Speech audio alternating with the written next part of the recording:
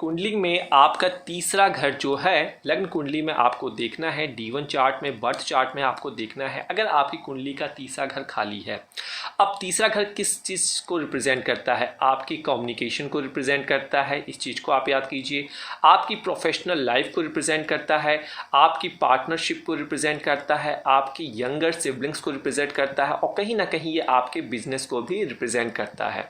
तो घर खाली है मतलब कहीं ना कहीं आपकी कम्युनिकेशन में आप अच्छा वक्ता नहीं होंगे। कहीं ना कहीं जब भी ग्रुप डिस्कशन होगा, लोगों के बीच में बैठेंगे, आपको प्रॉब्लम हो सकती है, आप अपनी बात को सही तरीके से नहीं व्यक्त कर सकते हैं। दूसरा, प्रोफेशनल लाइफ में कहीं ना कहीं बॉस के साथ आपकी जो ट्यूनिंग है उसमें भी प्रॉब्लम हो सकती है। किसी प्रकार का पार्टनरशिप का बिजनेस कर रहे हैं, वहाँ पे भी कहीं ना कहीं आपको खामियाजा आपका पार्टनर आपके ऊपर हावी हो सकता है। साथ ही साथ इसके खाली होने का मतलब ये भी है कि छोटे भाई बहनों से संबंध को अच्छा बनाने करने के लिए आपको मेहनत करने की आवश्यकता होगी, क्योंकि तीसरा घर कहीं ना कहीं ये हमारे नेबर्स का भी होता है। तो नेबर्स के साथ भी हमारी जो ट्यूनिंग होती है वो अच्छी नहीं बनती है। कई बार छोटी छोटी बातों पर लेकर उनसे लड़ाई हो जाती है। तो ये कब हो रहा है? जब आपका तीसरा घर खाली है। तीसरे घर का प्लैनेट कहीं भी प्रेजेंट हो कुंडली में कोई मतलब नहीं है। अगर ये खाली है और इसके ऊपर कहीं से भी कोई भी दृष्टि नहीं पड़ रही है, चाहे शनि की, बृहस्पति की, राहु की, केतु की, शुक्र की कोई भी दृष्टि नहीं पड़ रही है, तो ये घर खाली माना जाएगा। इसको एक प्रकार से सोया घर कहा जाएगा। तो ये D1 चार्ट में, तो यहाँ से इन चीज़ों को प्राप्त करने के लिए आपको 100 से ज़्यादा प्रतिशत की मेहनत करनी पड़ेगी। तो कहने का मतलब क्या है? आपको जो प्रॉब्लम हो सकती है कम्युनिकेशन से, मिसअंडरस्टैंडिंग हो सकती है, पार्टनरशिप से, बिजनेस से, आपके नेबर से आपके नहीं बन सकती है।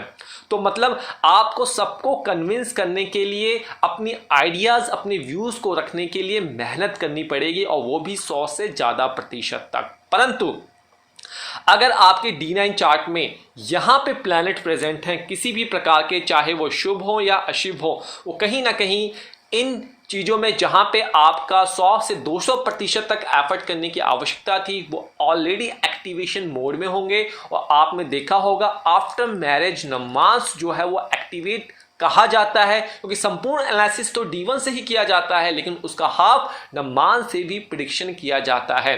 तो जो स्थिति आपकी यहाँ पे थी जब आप बैचलर थे, शादी के पश्चात अगर यहाँ पे आपके प्लैनेट हैं, तो कहीं ना कहीं ये आपका इन चीज़ों में जो प्रॉब्लम हो रही है उसमें इजाफा करता हुआ दिखेगा, अगर नमाज में यहाँ पे प्रेजेंट है।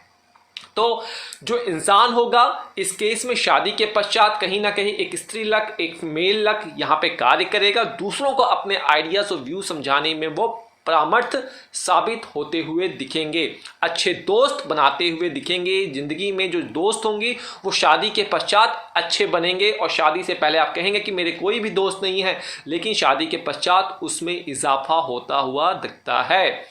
कहीं ना कहीं आपको अपनी बातों को समझाने के लिए ज़्यादा जद्दोजहद नहीं करनी पड़ेगी। तो अगर आपकी कुंडली के D1 चार्ट में, क्योंकि पहले तो आपका इनिशियल फेज ही तो आएगा, अगर ये खाली है तो आपको क्या उपाय करना है? तो देखिए, तीसरा घर जो कहीं ना कहीं काल पुरुष कुंडली में जो होता है, ये जेमिनी राशि को डेडिकेटेड होता है, और जेमिनी का जो मालिक होता है वो कौन होता है? बुध।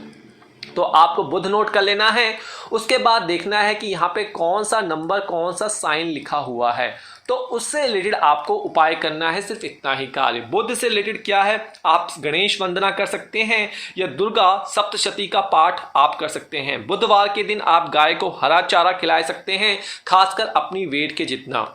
दूसरा, आपको देखना है कि यहाँ पे 1 से 12 तक कौन सा नंबर लिखा हुआ है। जो नंबर लिखा हुआ है उससे संबंधित ईश्वर की, इष्ट देवता की आपको बीज मंत्र कर लेने हैं, या फिर आपको चालीसा कर सकते हैं, या आप व्रत कर सकते हैं, जिससे जब इनकी दशा अंतर्दशा आएगी तो ये अपना एक्टिवेट होकर आपको रिजल्ट देने के लिए बाध्य हो जाएंगे। सिंपल तरीका है, घबराने की किसी प्रकार की कोई भी आवश्यकता नहीं है। चलते चलते अगर आप हमसे जुड़ना चाहते हैं, ट्विटर पे, इंस्टाग्राम पे, फेसबुक पे जुड़ सकते हैं। 15 से 25 दिन के बीच में कोशिश होती है आपको रिप्लाई दिया जाए फ्री ऑफ कॉस्ट, लेकिन आपको अपना चार्ट शेयर करना है। साथ ही साथ आप हमारी ऐप ज्योतिषकर वेदा से हमसे जुड़ सकते हैं, कंसल्ट कर सकते हैं, और हमारी वेबसाइट के थ्रू भी ऑफिशियली ज्योतिषकर.in से भी आप हमसे कांटेक्ट कर सकते हैं। तो आज सिर्फ इतना ही, फिर मिलते हैं। नमस्कार।